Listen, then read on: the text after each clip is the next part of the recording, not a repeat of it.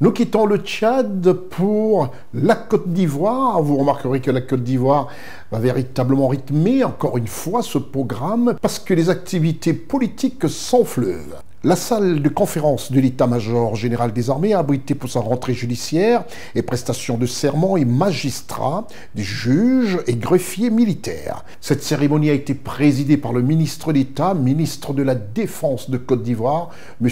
Téné Birahim Ouattara. Reportage Charlotte Adoulaye, Ousmane Koulibaly. La cérémonie solennelle de la rentrée judiciaire et de prestation de serment de 2 greffiers au tribunal militaire d'Abidjan s'est déroulée le jeudi 29 février 2024 à la salle de conférence de l'état-major général des armées, présidée par le ministre d'État, ministre de la Défense, M. Téné Birahima Ouattara. Les autorités administratives ainsi que celles investies des pouvoirs judiciaires suivent avec attention la prestation de serment du sous-lieutenant Lérou Nizobo Luilis et de l'adjudant Konaté Vassiriki, tous deux issus de la promotion 2021-2022. Il faut le préciser, le tribunal militaire est une juridiction répressive. Pour la circonstance, le président de la cour d'appel d'Abidjan a rappelé aux nouveaux greffiers les vertus qui fondent ce métier. La loyauté exigée de vous met par ailleurs en valeur l'humilité attendue du greffier, c'est-à-dire de votre capacité à vous donner de vos propres tendances et vos humeurs pour accepter de vous mettre au service des usagers du service public de la justice. La vulgarisation ainsi que la sensibilisation du droit avant la répression figurent sur la liste des priorités du lieutenant-colonel Kwadjo Judikael Magistrat, commissaire du gouvernement auprès du tribunal d'Abidjan. La juridiction militaire se force de répondre aux besoins, cette fois-ci en enseignement, en sensibilisation, en prévention, dans les unités des différentes armées, de même que celle de la gendarmerie et de la police nationale. Le ministre d'État, ministre de la Défense, M. Téné Birahima Ouattara, salue le professionnalisme et la détermination des forces de défense et de sécurité. Le tribunal militaire est un outil très puissant de transformation donc, des hommes. C'est de créer une armée professionnelle à travers des comportements. On a pu le constater lors de la CAN. Et tout ceci est dû au fait qu'il leur a apporté un certain nombre d'informations, de savoir-faire à travers la justice militaire, et ceci est important. Au titre de l'année 2023, le tribunal militaire a reçu 886 plaintes et dénonciations.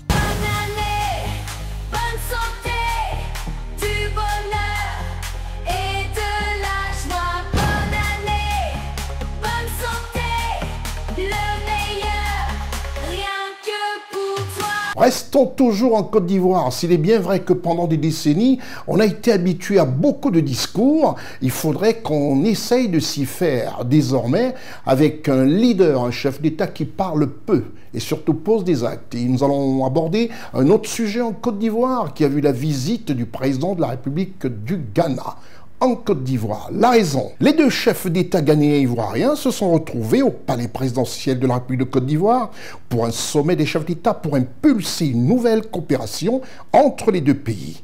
La vision et la mise en œuvre d'un accord stratégique Côte d'Ivoire-Ghana, ceci en présence des membres du gouvernement dans leur totalité et des membres du cabinet présidentiel. À cette rencontre de ces 2 chefs d'État, on a parlé du cacao, de l'économie, on a parlé de l'intégration africaine et surtout de la sécurité et de la défense. On comprend pourquoi le premier responsable de la défense de la République de Côte d'Ivoire, le ministre d'État, ministre de la Défense, Téné Birahima Ouattara, était bel et bien présent à cette rencontre. Reportage, Ousmane Koulibaly, Lévité Divonan, Marcel Bassolé, Raoul Sankoué.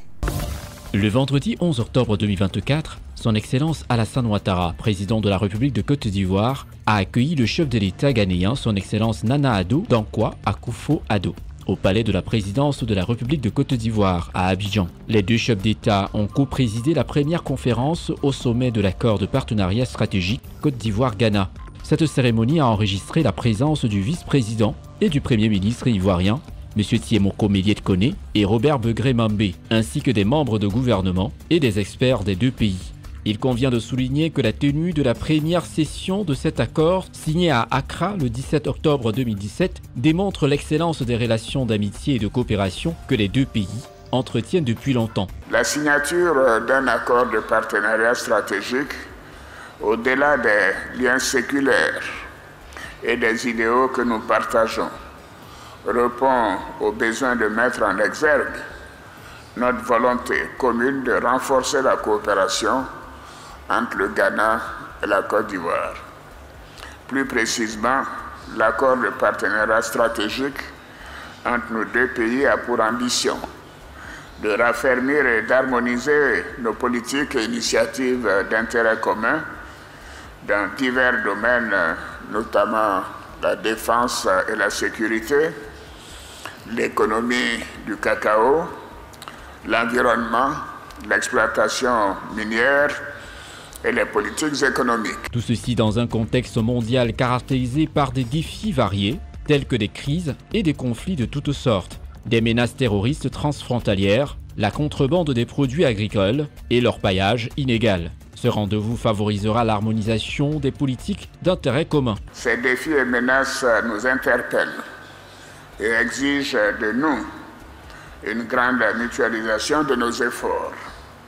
Dans ce contexte, nous devons agir de façon concertée pour, entre autres, juguler les menaces terroristes transfrontalières, lutter contre la contrebande des produits agricoles, minimiser l'impact du changement climatique et éradiquer le phénomène de l'orpaillage illégal qui pollue nos eaux, en particulier les bassins versants des fleuves Tanoé et Bia. Cette conférence offre aux protecteurs du prix Félix Houphouët-Boigny pour la recherche de la paix l'opportunité de plaider en faveur d'une diminution de la violence dans les régions du monde en conflit.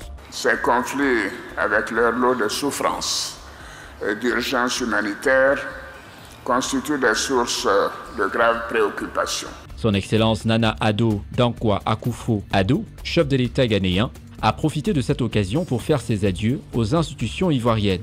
Il a ainsi exprimé sa gratitude envers le chef de l'État ivoirien, son Excellence Alassane Ouattara, pour son engagement dans la sous-région. Nos deux pays vont continuer à élargir et développer pour l'avenir prospère de nos deux peuples. Alassane, merci pour tout, pour votre sagesse, pour votre solidarité et surtout pour votre amitié. Les deux dirigeants ont convenu de se réunir très prochainement afin de signer 3 protocoles d'accord concernant l'utilisation des aérodromes entre les deux pays, la météorologie et la gestion des aéroportuaires.